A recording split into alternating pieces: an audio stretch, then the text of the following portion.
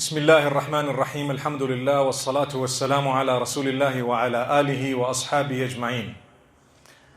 Once again, my beloved families, my brothers, my sisters, my elders, it brings me great joy to be here today officiating the nikah of my own daughter.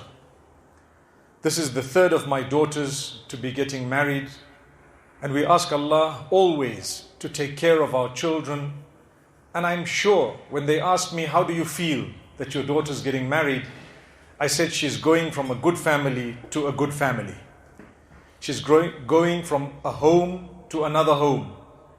And inshallah, I pray that Allah give them barakah and blessings, and Allah subhanahu wa ta'ala bless everything that's going to come out of this beautiful union. And this is the essence of the dua that we are taught to make, the sunnah. The biggest gift you can ever give a couple that get together is just a supplication, a dua. Barakallahu lakuma wa baraka alaykuma wa jama'a baynakuma fi khair. May Allah bless you. May He bless everything that is going to come out of the result of this union. And may He bring you, the two of you together in every goodness. So that is the dua that we leave the bride and the groom with today. And at the same time, a few words of advice. Number one is my beloved son Muzaffar and my daughter Razan, as we officiate your nikah today, we advise you with the advice of Rasulullah sallallahu alaihi wasallam, anittaqullah, to always be conscious of Allah. Everything you do in life, ensure that Allah comes first. If that is the case, nothing can go wrong by the will of Allah subhanahu wa ta'ala.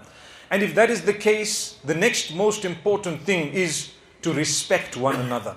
There should always be utmost respect in marriage. There may be a difference of opinion here or there. There might be, for example, one or two things we may not see eye to eye on regarding petties. It happens in every marriage. But if there is the focus upon Allah and His command, and there is respect of one another, then inshallah it's very easy to navigate through the rest. Similarly, part of that respect is to be able to speak to one another with love and kindness. Generally, in my house, I have a rule not to scream and shout or swear at one another. Although sometimes with the little kids, I'm also guilty of raising my voice a little bit. But as they grow older and we realize when it comes to our spouses and those who are slightly older, even to correct them, even to say something to them, we don't need to be loud, to be vulgar, to swear, to shout, to scream.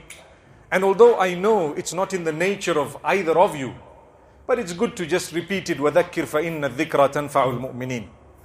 So, at the same time, we ask Allah subhanahu wa ta'ala to grant you guys guidance in a way that you make the best decisions always. The best decisions always. For your deen, your dunya and your akhirah. As parents on both sides, I don't think any of us are the interfering type. We will probably leave you to navigate a lot of your lives. We will guide you from time to time. Don't take that as interference. We will probably suggest to you things. You may or may not decide to go exactly according to what we've suggested, because at the end of the day, it's only a suggestion. Similarly, when it comes to important decisions you may be making for your future, try to consider us. Perhaps you might want to just get an opinion from us, seeing that we've seen a bit more of the world than you may have. You're still young and you have a whole life ahead of you. We might be able to say a word that you may never have thought of. Who knows? So consider what your parents have to say and what your in-laws have to say. I've advised my daughter and I've advised all my children to say, when you're getting married, have the best possible opinion of your in-laws. They are your family. That is your mother. That is your father. Sometimes you and I know the world out there has developed a stigma when it comes to your in-laws. We don't believe that. We actually definitely believe that there is good in everyone. And this good begins to shine if we know how to live with one another. May Allah subhanahu wa ta'ala grant us all goodness and protection. I could go on and on, but I think advice comes in small doses. So Muzaffar, may Allah grant you goodness. Razan, may Allah help you in your future. as I say, remember, salah is something that should never be compromised. Your taqwa, your relationship with Allah, never be compromised.